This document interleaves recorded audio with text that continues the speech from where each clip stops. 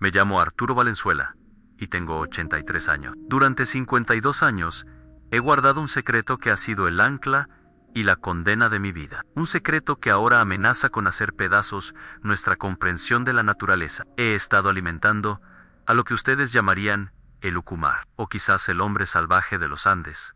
Lo hago cada jueves, desde que mi Leonor falleció en el invierno del 71, aquí mismo. En esta tierra enclavada en los bosques húmedos de la Patagonia, lo que estoy a punto de contarles no es una leyenda, es un testamento. Es la verdad de por qué el ritual se ha roto y por qué el silencio de este bosque ahora me grita un peligro que ya no puedo enfrentar solo. Es una confesión imposible, lo sé, pero es la única herencia que me queda por dejar. Y los jueves no se tocan. Esa era la primera regla, la más sagrada, y anoche se hizo añicos. Por eso hablo. Por eso deben escuchar. Necesitan creerme.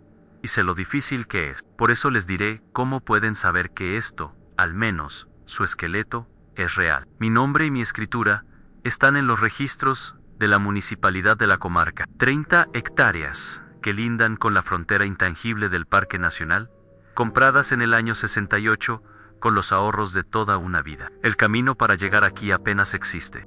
Un sendero de ripio que se rinde ante el barro la mitad del año, intransitable para cualquiera que no conozca sus trampas. La cabaña está hecha de lenga sólida que yo mismo talé y curé, un trabajo que me costó 2 inviernos y la fuerza de mi juventud. No hay wifi, apenas una señal de radio temblorosa que trae noticias del mundo como si vinieran de otro planeta. Estos no son adornos de un cuento, son las paredes de mi realidad, los límites físicos de mi vida y de mi secreto.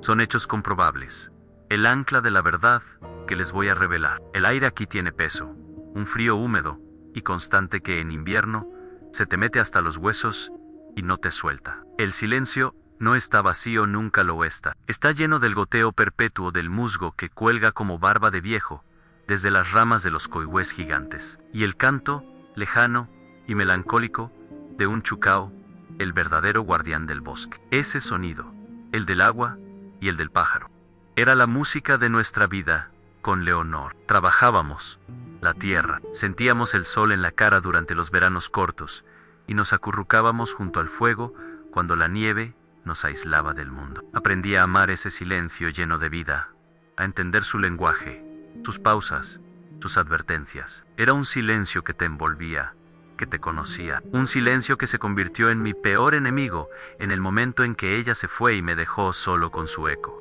Ese silencio se volvió insoportable cuando Leonor murió. La cabaña, antes un refugio, se transformó en una caja de resonancia para mi soledad. Cada crujido de la madera, cada ráfaga de viento en la chimenea, era un recordatorio de su ausencia. El vacío era tan denso que podía sentirlo presionar contra mis tímpanos. Fue en esa desesperación, en esa búsqueda de algo, cualquier cosa, que me anulara el pensamiento, que nació el ritual. Me dio una razón para levantarme.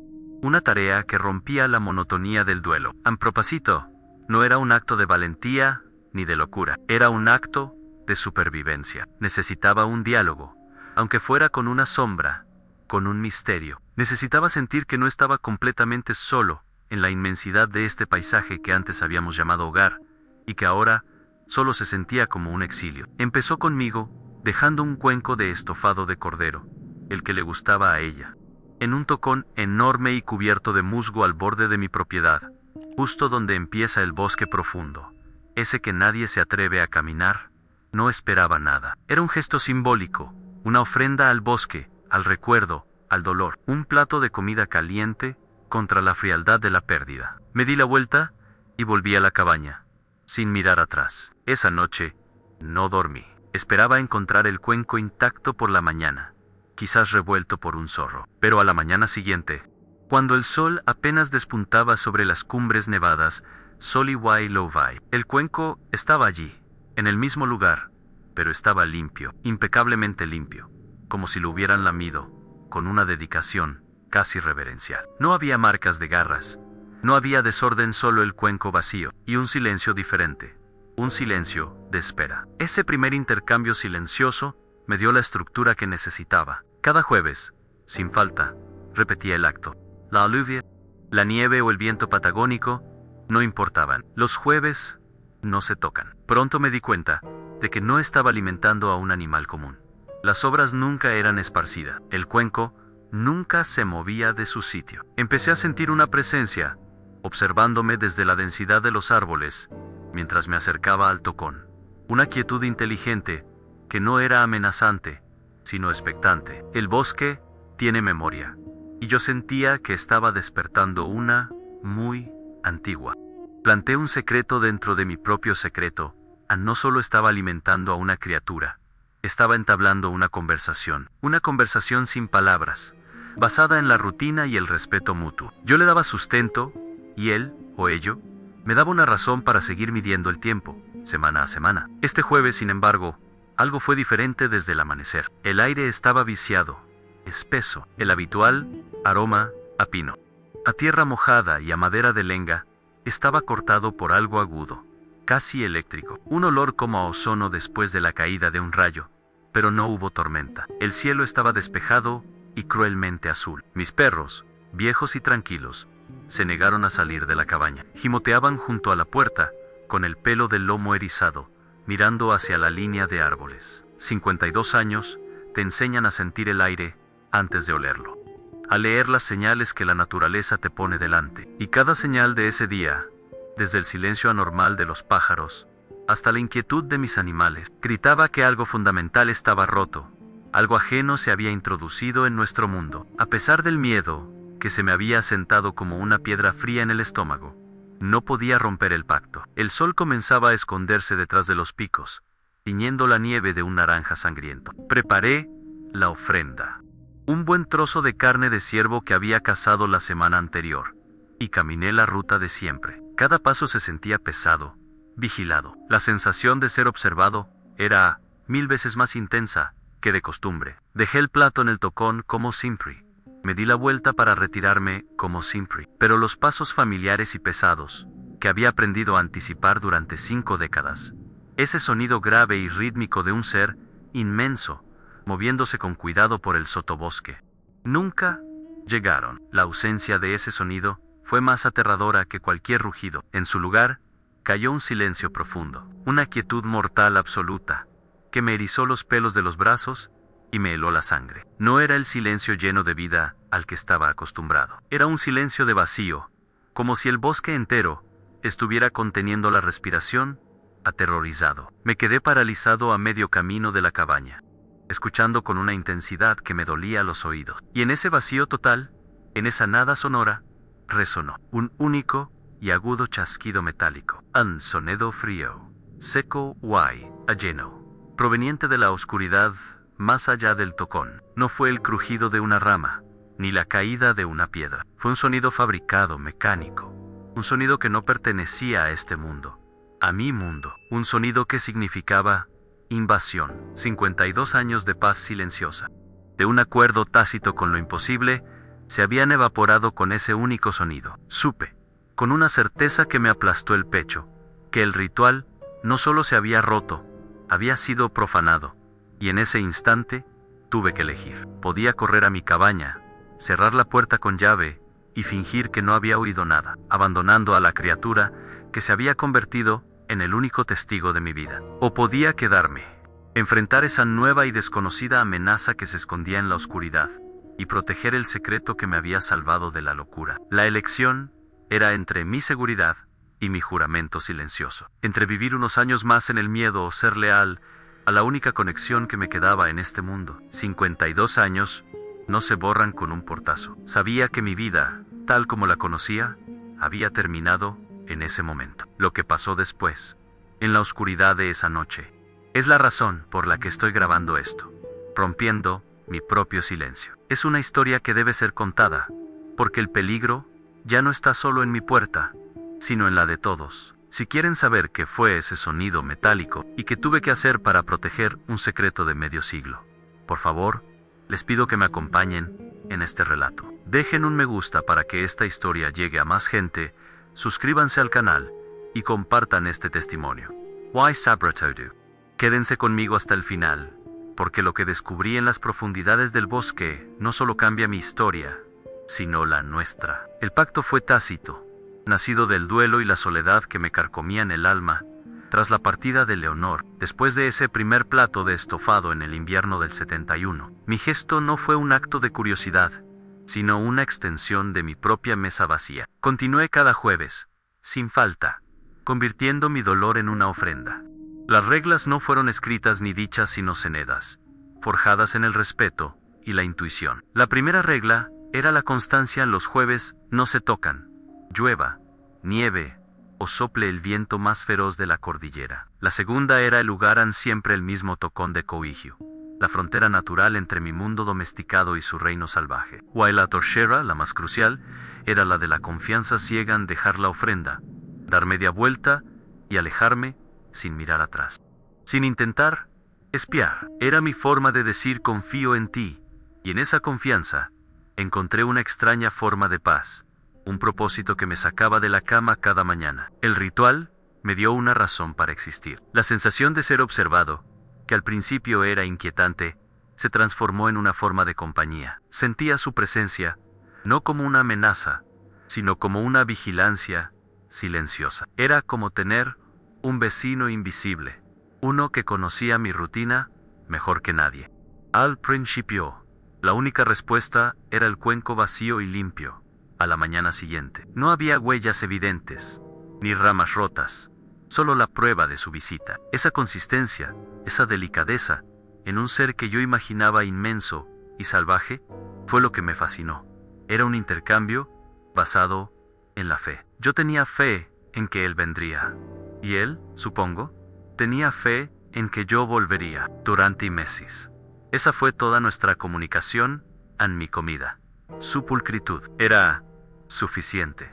Era un diálogo mudo que llenaba el vacío ensordecedor que Leonor había dejado. La soledad no desapareció, pero cambió de forma. Se volvió una soledad compartida, una soledad poblada por un gran secreto que solo nosotros dos conocíamos en el mundo. El primer verdadero cambio ocurrió una mañana de primavera, unos 6 meses después de empezar. Al ir a recoger el cuenco vacío, encontré algo más sobre el tocón. Era una piedra de río, pero no una cualquiera. Era perfectamente esférica, de un color gris oscuro y tan lisa que parecía pulida por 1000 años de corriente. La tomé en mi mano y sentí su peso y su frialdad. Era un objeto imposible de encontrar por azar. Un zorro no la habría puesto ahí. Un puma no habría tenido el interés. Fue la primera vez que entendí sin lugar a dudas que no estaba tratando con un animal común. Esto no era un instinto, era una intención, era un gesto. Era una respuesta. Él no solo tomaba, también daba. El pacto ya no era unilateral. Esa piedra, que todavía conservo en la repisa de la chimenea, fue la primera palabra en nuestra larga conversación silenciosa. Fue el momento en que el misterio se convirtió en una relación. Y yo, un simple viudo, me convertí en el interlocutor de lo imposible. El bosque tiene memoria, y me la estaba mostrando. A partir de ese día, los intercambios se volvieron más frecuentes y complejos. Nuestra comunicación, sin palabras, floreció. Semanas después de la piedra, encontré un manojo de morillas frescas, un hongo delicioso y muy difícil de hallar, apilado ordenadamente donde antes estaba el plato. Eran suficientes para 2 comidas. No era un adorno, era un truc. Era sustento a cambio de sustento. Me estaba devolviendo el favor en la moneda del bosque. Comprendí que observaba mis movimientos mucho más de lo que yo creía. Quizás me había visto buscándolas sin éxito por el bosque. La inteligencia detrás del gesto era abrumadora. Me estaba mostrando que entendía el valor de las cosas. No solo para Yakud, él, sino para mí. El ritual dejó de ser solo sobre mi pérdida, para convertirse en un estudio fascinante sobre su mente. Cada jueves, la expectativa de lo que podría encontrar a la mañana siguiente se convirtió en un motor, en una adicción benigna que me mantenía vivo y alerta. Los regalos pronto se convirtieron en advertencias, y fue entonces cuando el peso de nuestra relación se hizo más profundo y grave. Una tarde, al volver del pueblo, encontré una rama de lenga fresca, extrañamente colocada en mitad de mi camino, apuntando hacia una sección densa del bosque que yo solía evitar. No le di importancia, pero al día siguiente, siguiendo la dirección que señalaba, encontré las huellas frescas y enormes de un puma, y los restos de un guanaco. Había establecido su guarida cerca de mi sendero habitual. La rama no era un objeto al azar, era un mapa, una señal de peligro, una instrucción clara. No vayas por ahí. Me sentí protegido. La criatura no solo aceptaba mi presencia, sino que activamente cuidaba de mi seguridad dentro de su territorio. Ya no era solo un vecino, se había convertido en una especie de guardián silencioso. Mi pequeño mundo, que creía conocer tan bien, se expandió para incluir su perspectiva. La advertencia más escalofriante llegó un verano. Encontré una yarará, una de las víboras más venenosas de la región, muerta y cuidadosamente enrollada sobre el sendero que lleva al arroyo de donde saco agua. No estaba mordida ni desgarrada, como si un depredador la hubiera matado. Su cuello estaba roto, un único y preciso acto de fuerza. Estaba dispuesta casi de forma ceremonial, un círculo de peligro neutralizado. El mensaje era inequívoco y me heló la sangre. Esto estaba en tu camino. Ya no es una amenaza. El nivel de conciencia y la intención eran aterradores y a la vez profundamente conmovedores. Estaba arriesgándose a ser detectado, interactuando con mi entorno inmediato para protegerme. ¿Qué clase de bestia hace eso? Me di cuenta de que mi seguridad y la suya estaban entrelazadas. Si algo me pasaba a mí, su fuente de alimento, su única conexión con un mundo perdido, se cortaría. Nuestra simbiosis era más frágil y más vital de lo que había imaginado. Guardo un secreto de aquellos primeros años. Un momento que selló mi determinación de una forma que aún hoy me eriza la piel. Fue a finales de un otoño, casi 2 años después de empezar el ritual. Se desató una tormenta de esas traicioneras de la Patagonia, que pasan de un sol pálido a un diluvio en cuestión de minutos. Yo iba con retraso, preocupado, no por mojarme, sino por romper la puntualidad de nuestro encuentro. El viento aullaba entre las lengas y la lluvia era una cortina helada. Mientras dejaba apresuradamente la comida en el tocón, empapado y temblando, un destello de relámpago desgarró el cielo, y por un único segundo, un segundo que se estiró hasta la eternidad y me detuvo el corazón en el pecho, lo vi. No fue una visión fugaz, fue una imagen grabada a fuego en mi memoria. Ali estaba, en la línea de los árboles, inmóvil, observándome con una paciencia que desafiaba la furia de la tormenta que nos rodeaba. No era un monstruo, no era la bestia de las pesadillas, era una forma, imponente, más alta que cualquier hombre, cubierta de un pelaje oscuro y enmarañado que se pegaba a su cuerpo musculoso por la lluvia. Su postura no era agresiva, sino sólida, plantada en la tierra como un árbol milenario.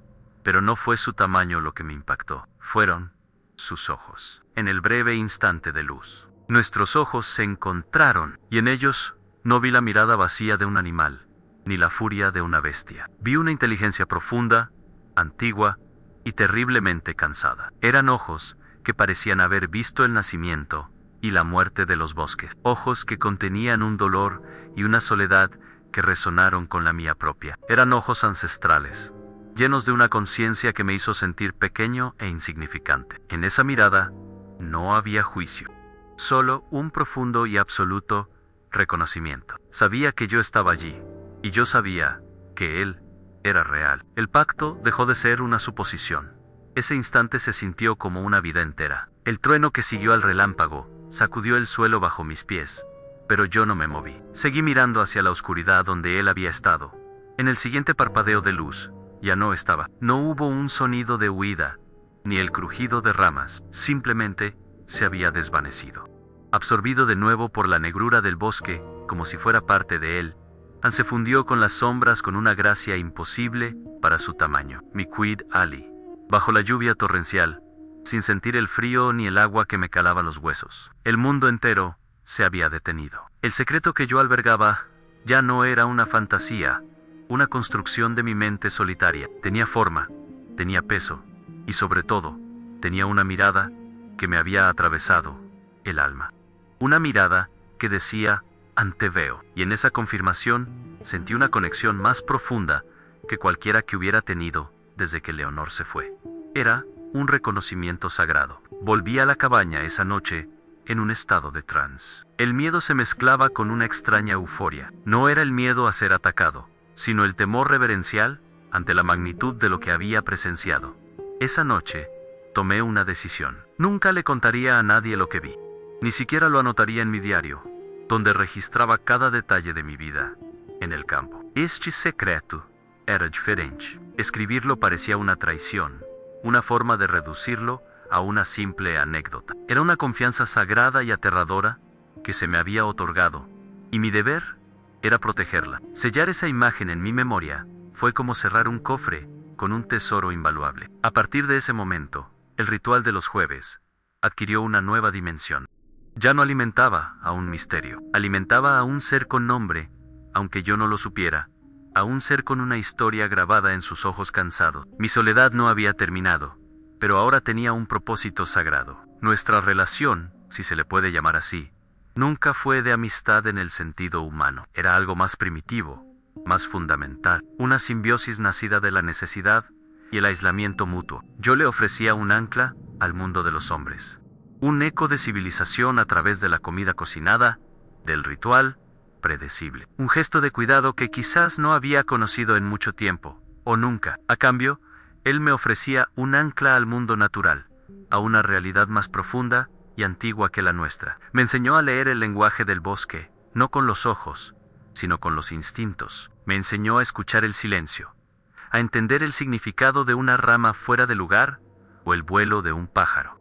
Él me mantenía a salvo en su mundo, y yo, sin que él lo supiera, lo mantenía a salvo del mío. Éramos dos ermitaños, cada uno en su propio exilio, cuidando el uno del otro, a través de una frontera invisible de árboles y musgo. El ritual se convirtió en el eje sobre el que giraba mi vida entera. Marcaba el paso de las semanas de una forma mucho más significativa que cualquier calendario. Los lunes y martes los dedicaba a preparar el terreno o a mis quehaceres, pero mi mente ya estaba en el jueves. Los miércoles cazaba o elegía la mejor parte de la despensa para la ofrenda. No era una simple sobra.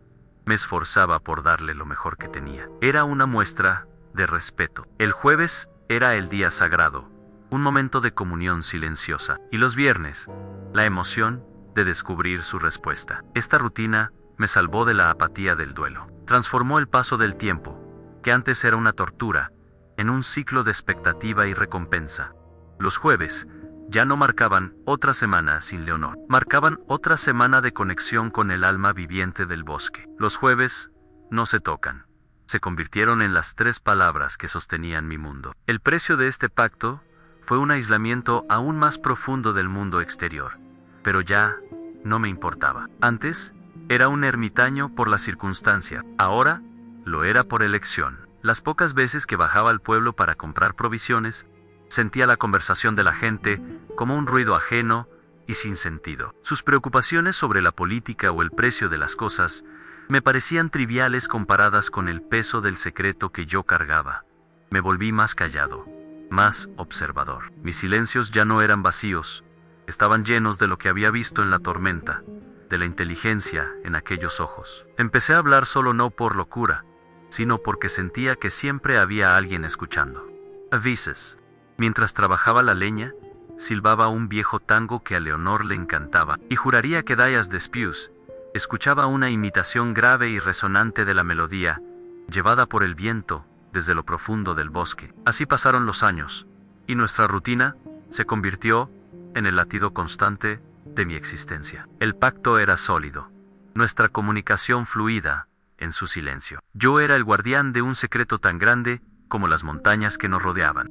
Y en esa tarea, encontré mi lugar en el mundo. El equilibrio era perfecto, pero también increíblemente frágil. Descansaba sobre un único pilar, aunque el mundo exterior, el mundo de los hombres, nunca descubriera nuestro acuerdo. Mi tierra era una embajada, una zona neutral entre 2 realidades que no debían tocarse. Y yo era el único embajador, el único que conocía las reglas, el único que podía mantener la paz. Durante décadas, lo conseguí. Mantuve al mundo a raya. Pero el mundo de los hombres es como el agua, siempre busca una grieta por donde filtrarse. Y yo no sabía que la primera fisura ya se estaba abriendo, y que amenazaba con derrumbarlo todo.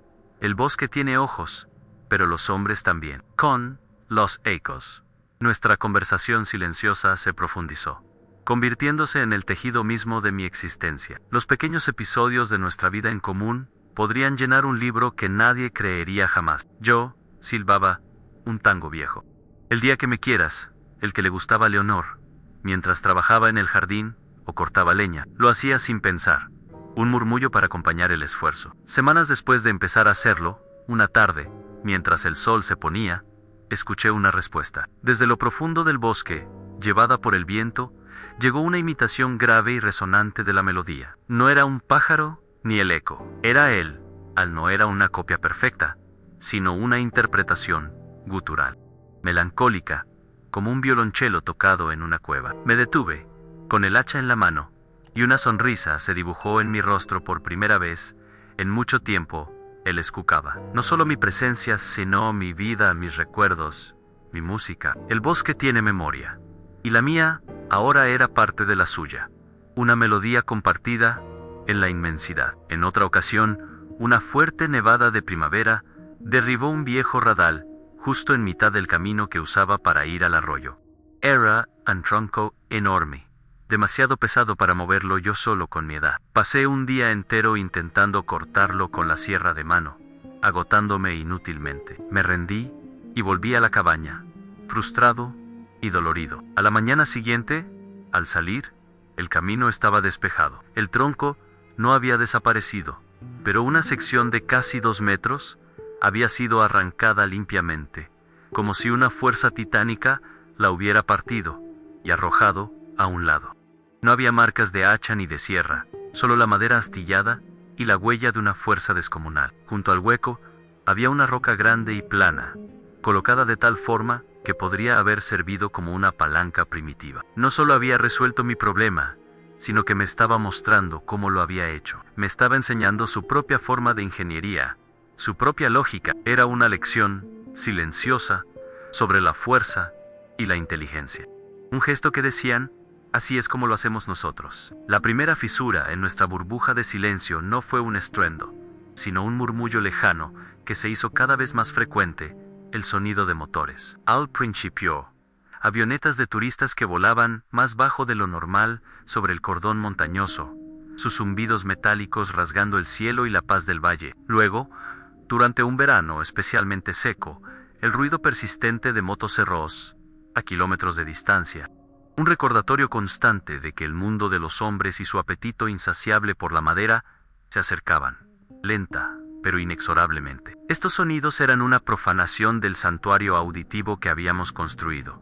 Él también los notaba. En los días de más ruido, los pájaros callaban, y yo no sentía su presencia vigilante. El bosque entero se encogía, se replegaba sobre sí mismo, como un animal asustado. Nuestro diálogo se interrumpía, ahogado por el ruido de un mundo que no entendía de silencios ni de fronteras sagradas. La amenaza ya no era una abstracción, tenía una banda sonora. Un día, la amenaza tomó forma humana. Eran dos, una pareja de jóvenes de Buenos Aires, vestidos con ropa de montaña nueva y brillante. Se habían perdido siguiendo un sendero mal marcado y terminaron al borde de mi propiedad, pálidos y desorientados. Me pidieron agua y me bombardearon a preguntas. ¿Vive usted aquí solo? ¿No le da miedo? Anoche escuchamos un ruido terrible, como un árbol cayendo, pero más gutural, y vimos unas huellas enormes junto al río.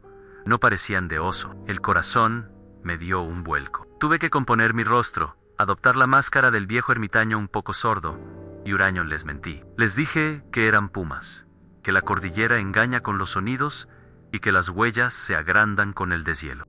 Les di indicaciones vagas en la dirección opuesta a la que sabía que él frecuentaba, y prácticamente los eché de mi tierra.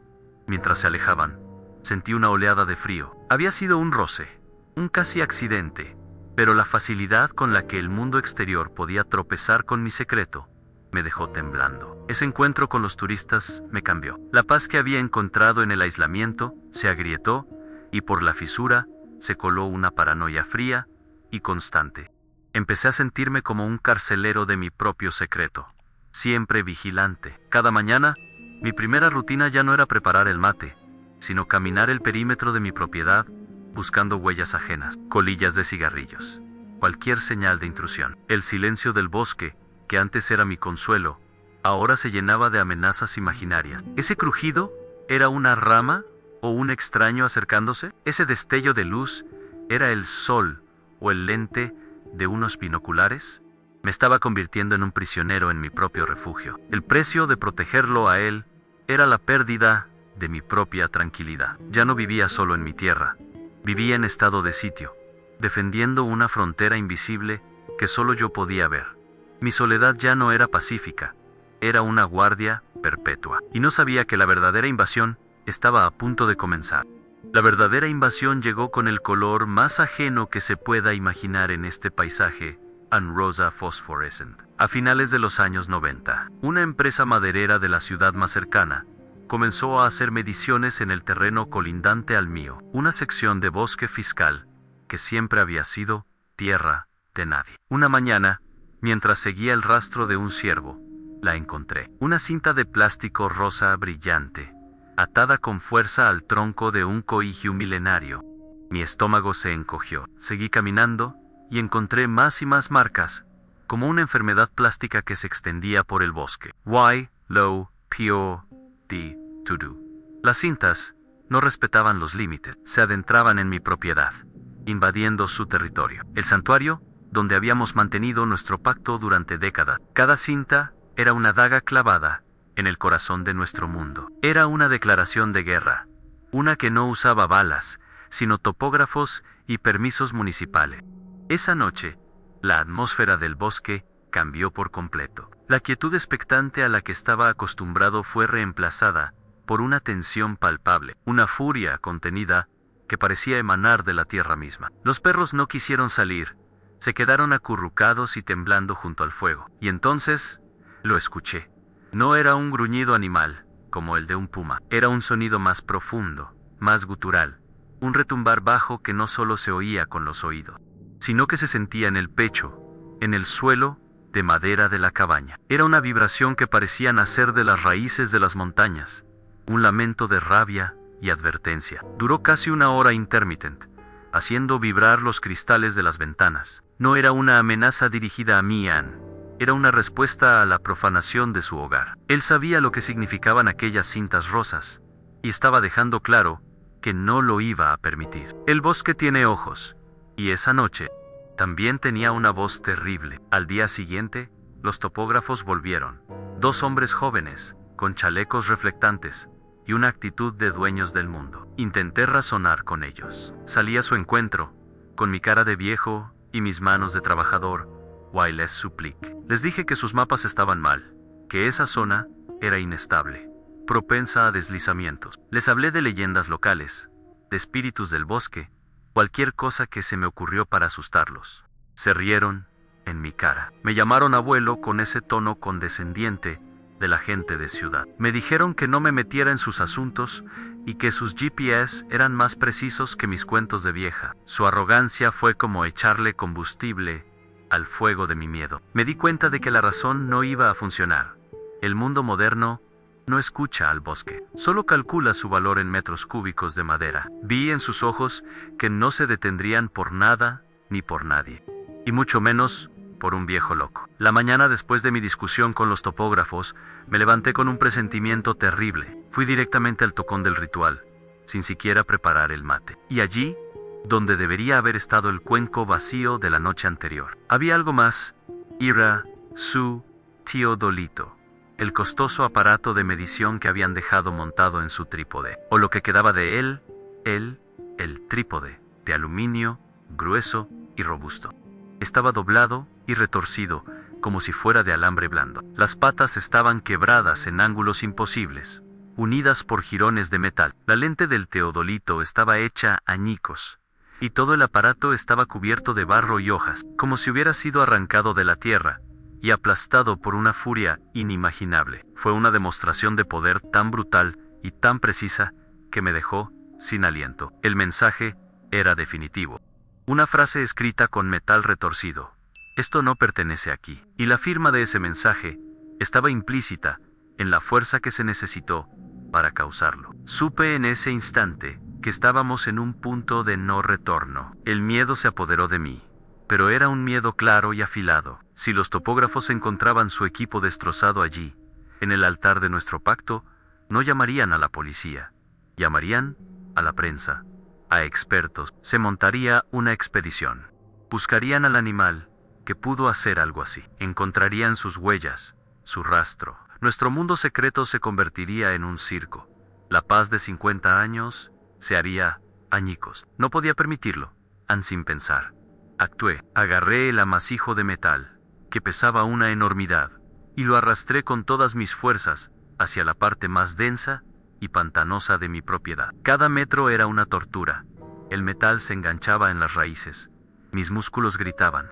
Lo hundí en un pozo de barro espeso, cubriéndolo con ramas y tierra, hasta que no quedó rastro. El guardián del secreto se había convertido en un encubridor. Pasé los 2 días siguientes en un frenesí de actividad febril, movido por la adrenalina y el pánico. Recorrí cada centímetro del bosque que habían marcado, arrancando con furia cada una de esas malditas cintas rosas. Trepé por laderas resbaladizas, me metí en matorrales espinosos, que me arañaron la cara y los brazos. Cada cinta que arrancaba era una pequeña victoria, un acto de resistencia. Estaba borrando su presencia, reclamando el territorio, árbol por árbol. Era un trabajo agotador y peligroso para un hombre de mi edad, y además, era un delito. Estaba invadiendo la zona que ellos habían medido, destruyendo sus marcadores andos, pero no me importaba. Estaba protegiendo mi hogar, y mi hogar incluía a mi vecino silencioso. Estaba protegiendo nuestro pacto, nuestro juramento mudo. 52 años no se borran con un portazo, ni se rinden ante unas cintas de plástico. La lealtad a mi secreto era más fuerte que el miedo a la ley de los hombres. Cuando los topógrafos volvieron y encontraron su zona de trabajo limpia y su equipo desaparecido, su arrogancia se convirtió en furia. Vinieron directamente a mi cabaña. Esta vez no hubo sonrisas condescendientes. Me acusaron abiertamente de robo y vandalismo, y yo, por primera vez en mi vida, me convertí en un actor. Desaté toda la frustración y el miedo que había acumulado. Les grité. Les dije que les había advertido, que el bosque se defiende, que un oso enorme había estado merodeando, enfurecido por su presencia. Actué como un loco, con los ojos desorbitados, agitando los brazos. Les hablé de maldiciones, de que esta tierra no tolera a los extraños. Mi actuación fue tan convincente, tan salvaje, que vi como la ira en sus ojos se transformaba en una genuina inquietud. La combinación de un equipo de miles de dólares desaparecido y la ferocidad de un viejo ermitaño que parecía haber perdido la razón fue suficiente para sembrar la duda en sus mentes lógicas y urbanas.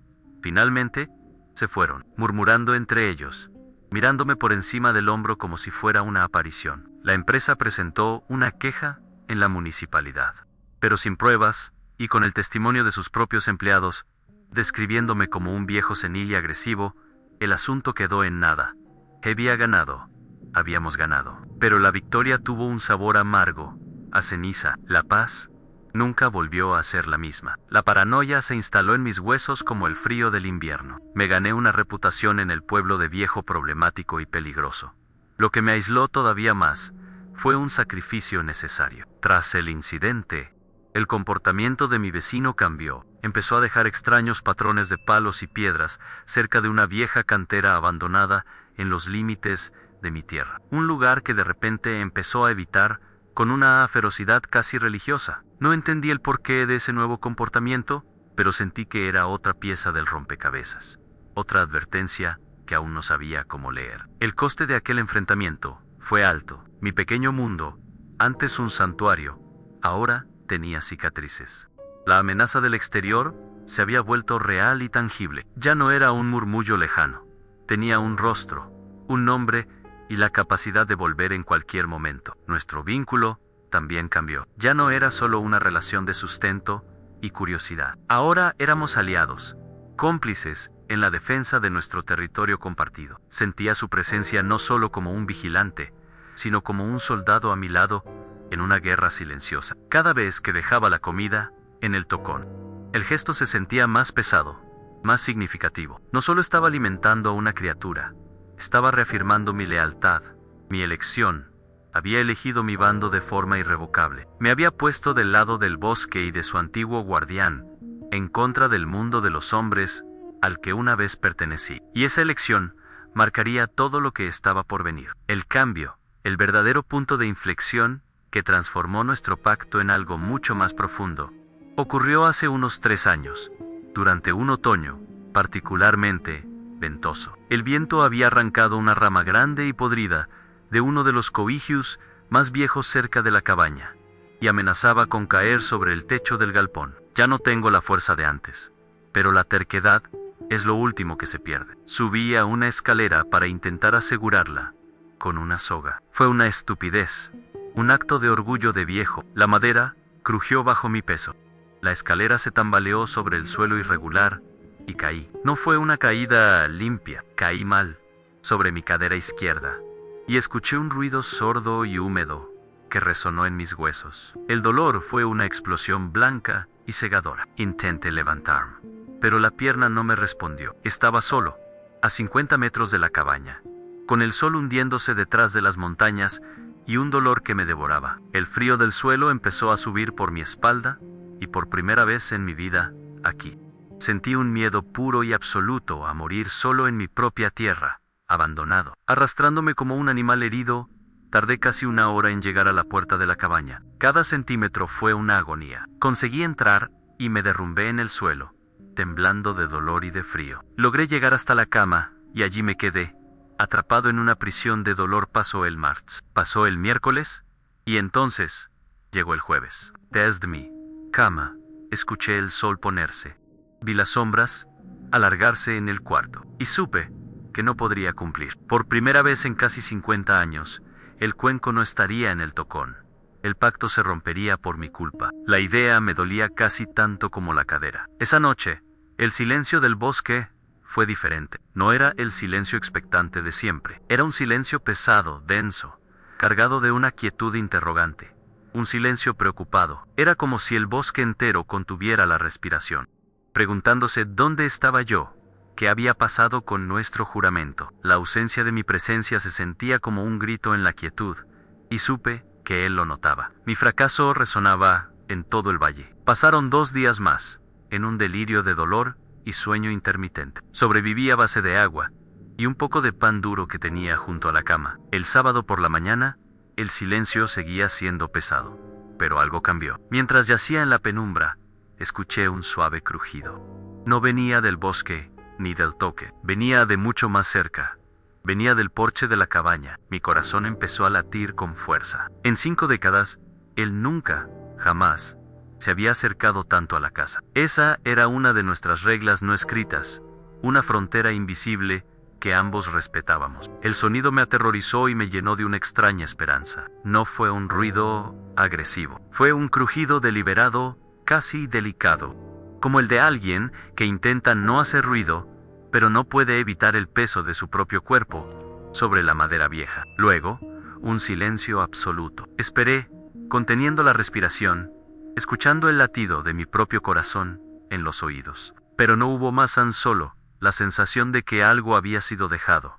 Un mensaje entregado en el umbral de mi puerta. Con un esfuerzo que me costó un gemido ahogado, me levanté de la cama, apoyándome en las paredes, en los muebles, en mi pura fuerza de voluntad. Cojeando y con la vista nublada por el dolor, llegué a la puerta principal. Dudé un momento antes de girar el picaporte, sin saber qué encontraría al otro lado. ¿Estaría él allí, esperándome? ¿Habría venido a castigarme por romper el ritual? Con la mano temblorosa, abrí la puerta apenas unos centímetros y miré hacia abajo. Él no estaba allí. El porche estaba vacío, salvo por una sola cosa. En el escalón de arriba, justo delante de la puerta, había un pequeño montón de plantas frescas, cuidadosamente apiladas. Estaban recién arrancadas, con la tierra todavía húmeda, pegada a sus raíces. El aroma que desprendían, una mezcla herbal y picante, me golpeó como un recuerdo físico. Aaron melenrama, con sus flores blancas y apretadas, y raíces nudosas de jengibre silvestre. Mi aliento se quedó atrapado en mi garganta. El dolor de mi cadera pareció desvanecerse, reemplazado por una oleada de emoción tan intensa que me hizo tambalear. No eran plantas cualquiera, no era un regalo al azar del bosque. Eran las mismas, exactamente las mismas plantas que Leonor usaba para hacerme cataplasmas cuando yo era joven y volvía a casa con un esguince o una contusión por trabajar con la madera O los animales. Recordé su olor llenando la cocina, la sensación cálida de la pasta sobre mi piel dolorida, sus manos firmes, pero suaves aplicándola. Era una receta familiar, un conocimiento que ella había traído de su propia infancia en el campo. Hacía décadas que no pensaba en ello, décadas que no veía esas dos plantas juntas, y allí estaban, en mi puerto. La única forma de que él supiera eso, la única forma posible, era que nos hubiera estado observando. No solo a mí, sino a nosotros. Durante ecos, quizás décadas, mucho antes de que yo empezara el ritual, él ya había estado allí, en silencio, un testigo invisible de nuestras vidas, de nuestro amor, de nuestros remedios caseros. La revelación me golpeó con la fuerza de un rayo.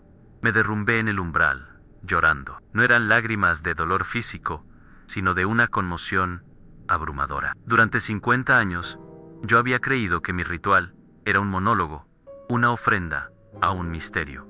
Pero estaba equivocado. Había sido un diálogo desde el principio. Él no solo recibía mi comida, recibía mi vida entera. Había memorizado los detalles más íntimos de mi existencia, incluso los que yo mismo casi había olvidado. Ese montón de plantas en mi porche no era un simple gesto de reciprocidad. Era un acto de cuidado profundo, de memoria, de empatía. Era un mensaje que trascendía las especies y el lenguaje. Decía: sé que estás herido. Sé cómo ayudarte, recuerdo. En ese instante, la criatura del bosque, el ucumar de las leyendas, dejó de ser un él o un ello. Se convirtió en un ser con una profundidad que yo apenas podía comprender. No era un monstruo, era un vecino. Un guardián que había velado por mi familia mucho antes de que yo empezara a velar por Elan.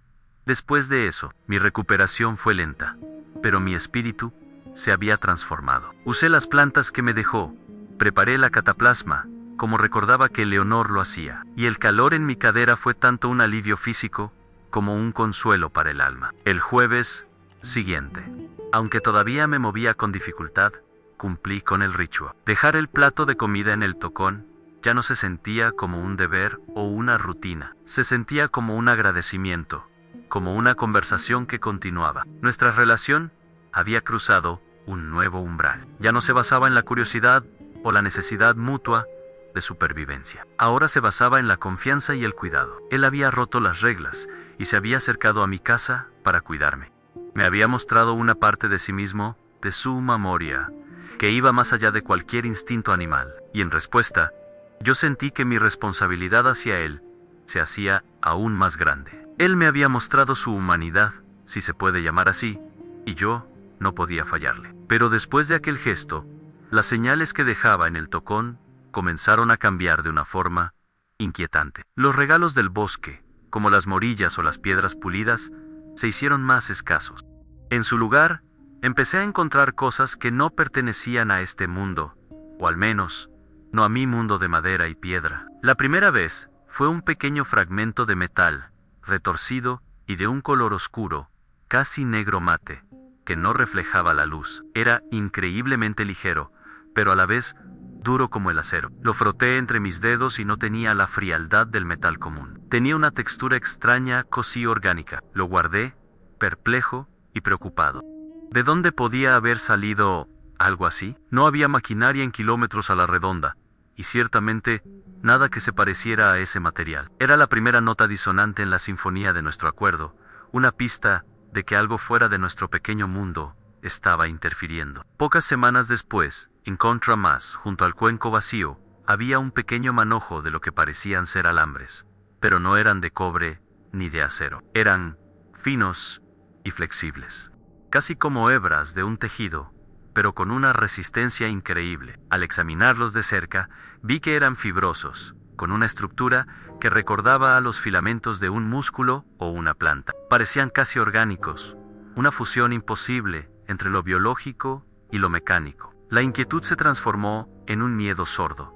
Estos no eran regalos, eran pruebas. Eran fragmentos de algo que había sido roto, destruido. Él no me estaba dando presentes. Me estaba mostrando los restos de una batalla, los despojos de un conflicto que yo no podía ver. El misterio de su existencia, que yo creía haber empezado a comprender, se expandió de repente hacia un territorio mucho más oscuro, y tecnológico. Estaba compartiendo conmigo las cicatrices de su propia guerra secreta. La pista más alarmante llegó un día de invierno. Mientras revisaba una línea de trampas para liebres, encontré algo que me heló la sangre más que el viento de la cordillera. En el tronco de un coigüe enorme y antiguo, a unos 6 metros de altura, había una profunda hendidura. No era un corte de hacha ni una marca de rayo. La madera estaba astillada brutalmente hacia afuera, como si algo la hubiera atravesado desde dentro del bosque a una velocidad tremenda, dejando un agujero del tamaño de un puño. Alrededor del impacto, la corteza estaba quemada y ennegrecida. Era la marca de un proyectil, de una colisión violenta y antinatural. Ningún animal podría haber hecho eso. Ninguna fuerza de la naturaleza que yo conociera dejaba una cicatriz como esa. Me quedé mirando la herida del árbol, y mi mente conectó inmediatamente el metal oscuro, los alambres fibrosos y esa marca de violencia. Algo o alguien estaba cazando en su bosque, con armas que yo no podía ni imaginar. Comprendí entonces la verdadera naturaleza de su cambio. El sabotaje a los madereros no fue solo por el territorio. Su aversión a la cantera abandonada no era un capricho. Había algo más. Él no solo estaba huyendo o escondiéndose, estaba luchando. Algo lo perseguía, algo violento y nuevo, y me estaba mostrando los restos de esa persecución. Yo ya no era simplemente su proveedor de comida, o el viejo al que cuidaba cuando se caía. Me había convertido, sin buscarlo, en su cómplice, en el único testigo de una lucha desesperada que se libraba en las sombras de mi propia tierra. El gesto de cuidado con las plantas había abierto una puerta a una confianza mucho más profunda y peligrosa. Me estaba mostrando las pruebas, pidiéndome que entendiera, que viera el peligro que se cernía sobre él. En mi rol había cambiado para siempre. De guardián de un secreto a depositario de una verdad terrible que apenas comenzaba a vislumbrar. Si esta historia de un pacto silencioso y de un cuidado que cruza las barreras de lo conocido les ha conmovido, si sienten el peso de esta conexión forjada en la soledad y la lealtad, les pido que me ayuden a que este testimonio no se pierda en el silencio. Dejen un me gusta para que más personas puedan escucharlo. Suscríbanse al canal para seguir el hilo de esta confesión y compartan este relato. Y por favor, quédense conmigo hasta el final, porque la razón detrás de estos fragmentos de metal, la explicación de esa violencia en el corazón del bosque, está a punto de dejar de ser un misterio. Pronto, la amenaza que lo persigue en las sombras llegaría a mi puerta con rostro humano, con carpetas llenas de mentiras y con una tecnología mucho más aterradora que unas cintas de plástico rosa. El mundo exterior estaba a punto de irrumpir. El mundo exterior finalmente irrumpió el año pasado, y no lo hizo con la torpeza de los turistas o la avaricia de los maderreros, sino con la fría eficiencia del gobierno. Llegaron en camionetas grises sin insignias, con carpetas bajo el brazo y mentiras ensayadas en la boca. Se presentaron como una comisión científica del Estado, enviada para investigar anomalías sísmicas y magnéticas inusuales en LA Region. Su líder era una mujer de unos 40 y tantos. La Dran Thorne era delgada, con el pelo corto y práctico, y unos ojos grises, agudos y observadores, que parecían catalogar cada grieta en la madera de mi cabaña, cada duda en mi rostro. No sonreía. Su apretón de manos fue firme, seco y brief, como el de alguien que no tiene tiempo para las cortesías humanas. No buscaban minerales, ni estudiaban terremotos. Supe desde el primer instante que sus instrumentos no apuntaban a la tierra, sino a las sombras que habitaban en ella. Su llegada fue el primer temblor de un terremoto que estaba a punto de destruir mi mundo. La Dran Thorne me interrogó durante horas en la mesa de mi propia cocina. La conversación fue un baile peligroso sobre un suelo de cristal delgado. Sus preguntas eran como bisturíes, disfrazadas de curiosidad casual. Me preguntaba por patrones migratorios de los animales, si había notado cambios en el comportamiento de los pumas o si había escuchado sonidos subterráneos inusuales. Me preguntó por las leyendas locales, por el Yucamar, y me observó fijamente, buscando un atisbo de reconocimiento en mis ojos. Yo interpreté el papel que había ensayado durante años. Carroté el del viejo ermitaño chiflado y un poco sordo. Desvié sus preguntas con historias inconexas sobre el clima. Me quejé de mis achaques y fingí no entender la mitad de sus términos técnicos, pero sentía su mirada penetrante, analizando cada una de mis pausas, cada uno de mis gestos. No se tragó ni una palabra de mi actuación. Se fue esa tarde, dejándome con una certeza helada. Ella sabía que yo sabía algo, y no se detendría hasta arrancármelo. Al día siguiente, comenzó el asedio tecnológico. Equipos de hombres silenciosos y eficientes, vestidos con ropa de trabajo sin marcar, comenzaron a instalar su red. No eran simples cámaras de caza. Vi cómo instalaban sensores acústicos de largo alcance en las copas de los árboles, disfrazados, ginidus, gipájarus. Desplegaron magnetómetros enterrados bajo la hojarasca para detectar cualquier alteración metálica. Vi, con la ayuda de mis viejos binoculares, cómo lanzaban pequeños drones que zumbaban como insectos metálicos por encima del dosel del bosque, cartografiando el terreno con una precisión aterradora. Mi santuario, mi hogar, estaba siendo convertido en una jaula de alta tecnología, un laboratorio al aire libre. Cada pitido electrónico que el viento traía hasta mí era un clavo más en el ataúd de mi paz. El silencio del bosque ya no era mío. Estaba siendo grabado, analizado y diseccionado por una autoridad invisible y omnisciente que buscaba a mi vecino con una paciencia inhumana. La presión se intensificó. Las visitas de Thorne se volvieron una rutina semanal, tan predecible como mi propio ritual de los jueves, pero cargadas de una tensión insoportable. Desplegaba mapas satelitales sobre mi mesa, imágenes térmicas y gráficos de datos que yo no entendía. Con su dedo índice, señalaba una y otra vez la zona de la cantera abandonada. ¿Por qué los animales evitan esta área, señor Valenzuela? Nuestros sensores muestran un punto ciego aquí, una ausencia total de vida. ¿Qué hay en ese lugar? Mi paranoia, antes un murmullo, se convirtió en un zumbido constante y ensordecedor en mi cabeza. Mis mentiras se sentían cada vez más frágiles y transparentes. Empecé a dudar de todo, a temer que mis propios movimientos estuvieran delatando el secreto. La cabaña, que había sido mi fortaleza, se sentía ahora como una celda de interrogatorios donde cada una de mis palabras podía ser la que firmara la sentencia de muerte, de la única lealtad que me quedaba en este mundo. Una noche, la red casi se cierra. Me despertó un sonido agudo y electrónico que venía del bosque, seguido de un grito ahogado y un silencio repentino. El corazón me martilleaba en el pecho. Me quedé inmóvil en la cama, esperando escuchar los motores de las camionetas, los gritos de la captura. Pero no llegó nada más que un silencio aún más profundo y tenso que antes. Al amanecer, me aventuré con el alma en vilo hacia el límite de mi propiedad. Allí, cerca del Tocón, encontré la prueba